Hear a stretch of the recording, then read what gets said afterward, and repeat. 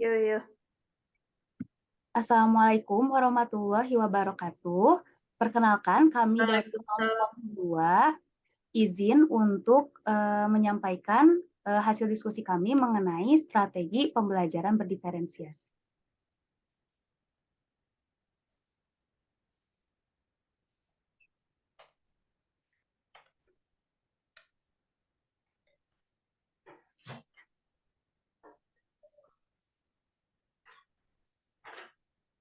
Berikut merupakan anggota kelompok kami. Kelompok kami terdiri atas Ega Firdausi Nuzula, Kaisa Asiroh, Lenidia Permatasari, Nengsih, serta Santi Nurlaili.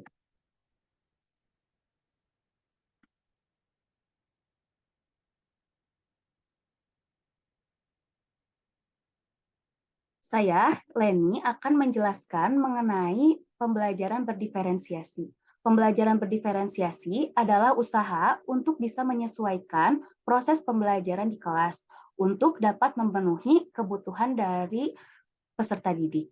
Hal ini bertujuan untuk memberikan keleluasaan dan mampu mengakomodir kebutuhan dari peserta didik untuk bisa meningkatkan potensi dirinya seoptimal mungkin sesuai dengan kesiapan belajar, minat, profil belajar peserta didik yang berbeda-beda, serta juga dari kemampuan peserta didik.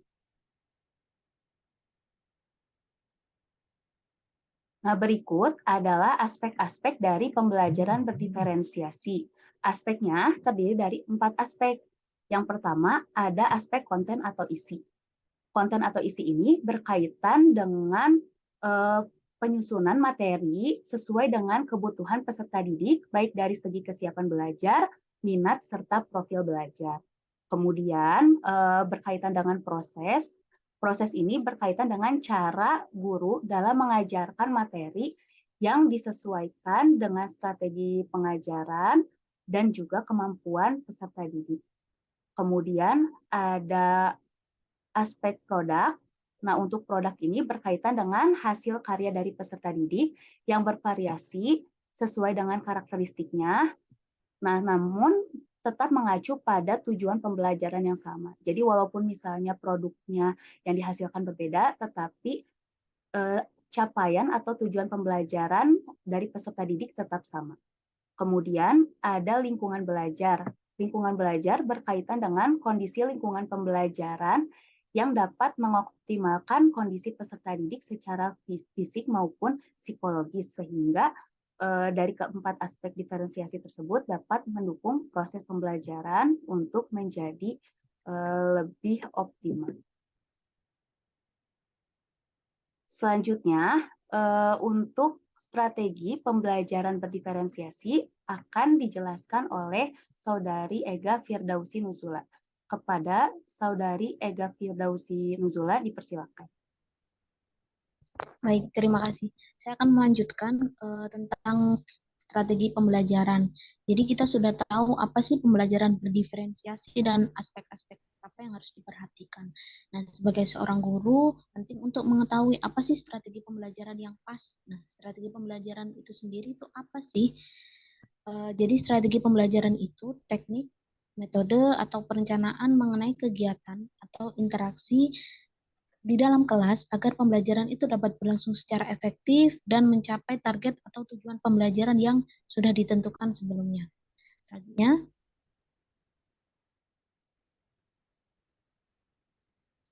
nah strategi pembelajaran itu dibagi menjadi 5 ya. Yang pertama ada strategi pembelajaran langsung atau direct instruction, strategi pengajaran tak langsung indirect, pengajaran interaktif, pengajaran mandiri, dan pengajaran melalui pengalaman. Jadi, strategi pembelajaran berdiferensiasi ini disesuaikan dengan kondisi kelas atau peserta didik yang kita ajar. Jadi, nanti disesuaikan.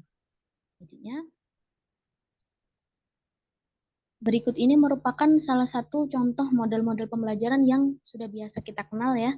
Yang pertama di sini ada project based learning. Jadi project based learning itu merupakan model atau strategi pengajaran di mana kita tuh memberikan kesempatan kepada peserta didik melaksanakan dan melaporkan tentang suatu proyek dalam pembelajaran.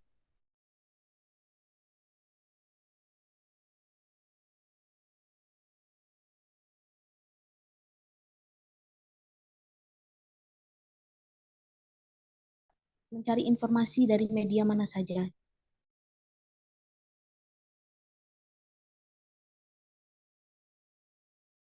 Selanjutnya, strategi pengajaran yang kedua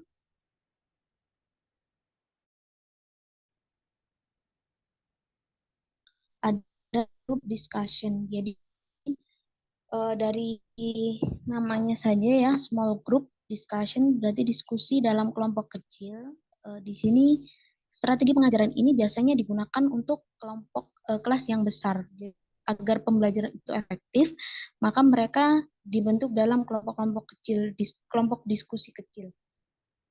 Tujuannya di sini mereka bisa menjadi pendengar yang baik, memberi dan menerima umpan balik yang konstruktif secara langsung, menghormati pendapat orang lain, dan mendukung pendapat dengan bukti dan lain-lain. Aktivitas diskusi kelompok dapat berupa membangkitkan ide. Jadi kalau di dalam kelompok kecil itu mereka dituntut untuk jadi lebih aktif dalam pembelajaran di kelas. Seperti itu.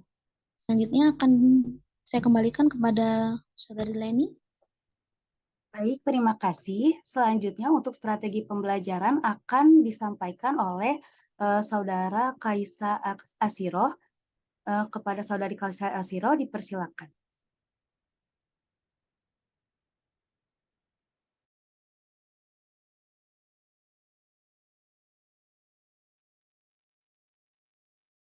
Baik, selanjutnya di sini saya akan menjelaskan tentang strategi pengajaran tentang jigsaw reading. Mungkin selanjutnya. Di sini strategi pengajaran jigsaw reading ini memiliki tujuan agar peserta didik mendapatkan kenyamanan belajar sesuai dengan diri mereka. Sintaks pada pengajaran ini yang pertama ada membagi peserta didik ke dalam beberapa kelompok. Yang kedua memberikan subtopik materi untuk setiap kelompoknya. Dan yang ketiga itu pembentukan kelompok ekspor atau pertukaran anggota kelompok. Itu, lanjut.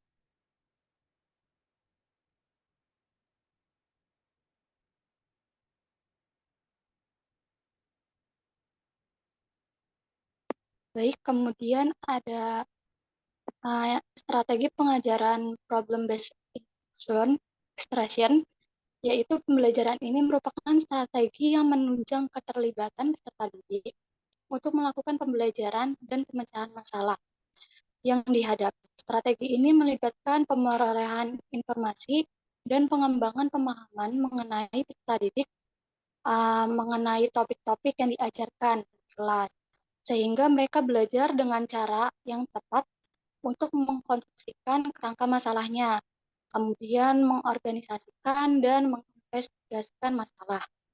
Dan setelah itu akan mengumpulkan dan menganalisis data yang didapatkan, dan menyusun fakta yang didapatkan, dan mengkonstruksi argumentasi terkait pemecahan masalah. Serta memecahkan permasalahan dengan bekerja baik secara individual maupun kolaborasi dengan peserta didik lainnya. Lanjut.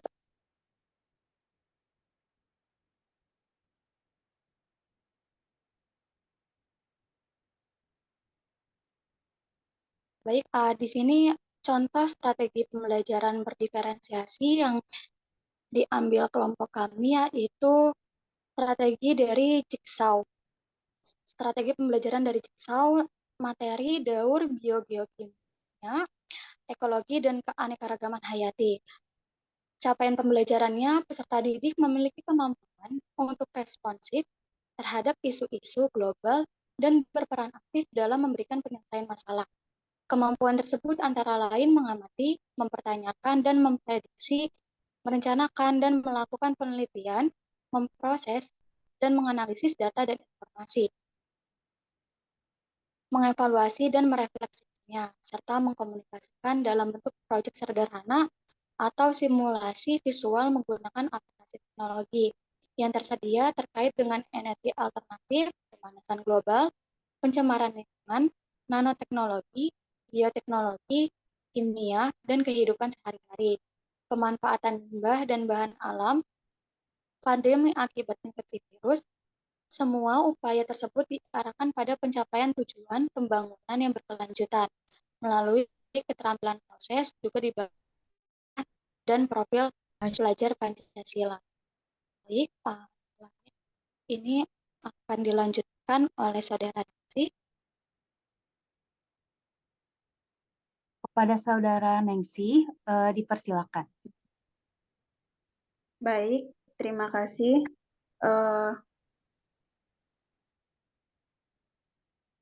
Di sini saya akan menjelaskan tujuan pembelajarannya, yaitu setelah melakukan diskusi kelompok dengan metode kooperatif Jigsaw, peserta didik mampu yang pertama memahami jenis daur biogeokimia dengan menyebutkan minimal 3 siklus daur biogeokimia. Yang kedua, membuat produk jenis daur biogeokimia, siklus nitrogen, siklus sulfur, siklus fosfor, dan siklus karbon. Minimal 1 siklus yang sesuai.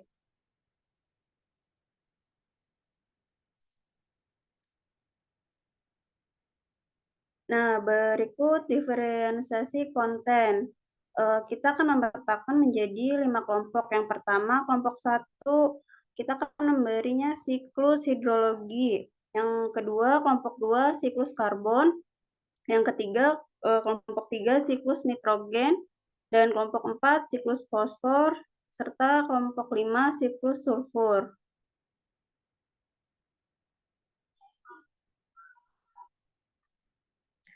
Dan untuk diferensiasi produk berdasarkan minat dari peserta didik, untuk yang minat dengan IPA, peserta didik diminta untuk membuat laporan pengamatan. Lalu yang minat dengan IPS, membuat diagram proses siklus. Dan peserta didik yang minat dengan bahasa melakukan presentasi. Lalu peserta didik yang berminat di olahraga bermain peran. Lalu peserta didik yang berminat dengan seni itu membuat poster.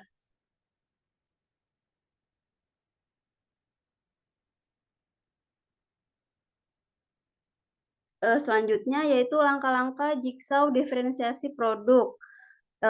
Langkah pertama yaitu guru membuka pembelajaran dengan salam. Yang kedua, guru meminta kepada KM untuk memimpin doa.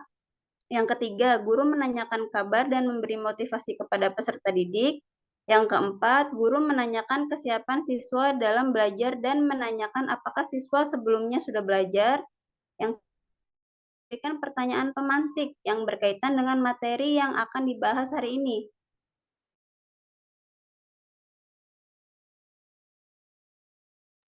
Selanjutnya, materi akan disampaikan oleh Pembelajaran pada hari ini. Mungkin akan saya serahkan ke Teh Leni. Baik, untuk selanjutnya materi akan disampaikan oleh Santi Nurlaili. Kepada Saudari Santi dipersilakan.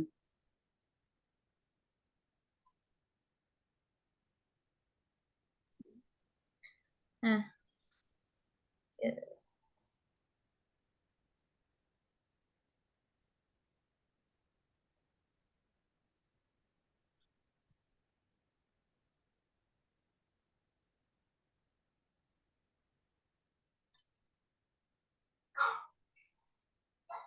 Iya, silakan dilanjutkan.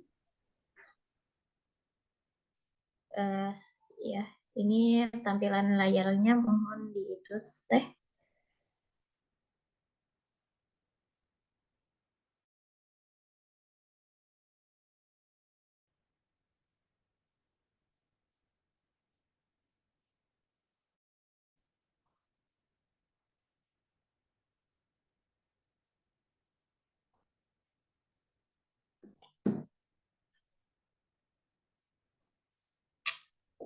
Baik, selanjutnya akan dilanjutkan oleh Saudari Santi.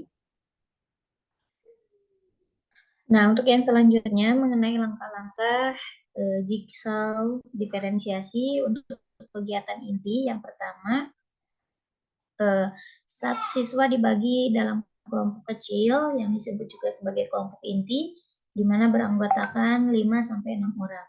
Nah, kelompok ini dibentuk oleh guru yang didiferensiasikan berdasarkan minat siswanya dalam bidang kognitif seperti IPA, bahasa, dan juga dan kognitif, misalnya di olahraga dan lain sebagainya.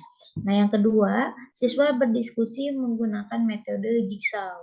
Yang ketiga, setelah melakukan diskusi, peserta didik bertukar pemahaman dengan bergabung pada kelompok ahli. Kemudian, peserta didik membuat produk yang sesuai dengan apa yang ditugaskan oleh guru. Oke, yang selanjutnya.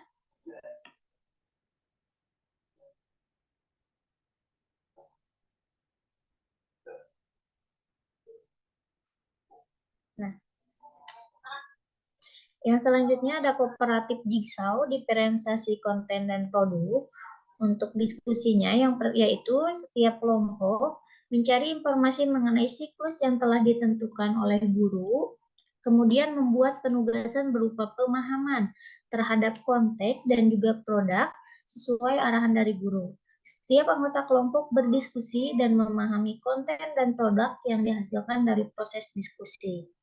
Nah, ketika selesai berdiskusi dengan kelompok asal, setiap anggota kelompok masuk dalam kelompok yang berbeda atau masuk ke kelompok ahli untuk menjelaskan mengenai pemahaman terhadap konten ataupun materinya dan juga produk, serta masing-masing anggota akan bertukar pemahaman. Ketika waktunya sudah selesai, guru bersama siswa menyimpulkan mengenai materi yang dipelajari hari ini, kemudian siswa mengumpulkan hasil penugasannya. Dilanjut.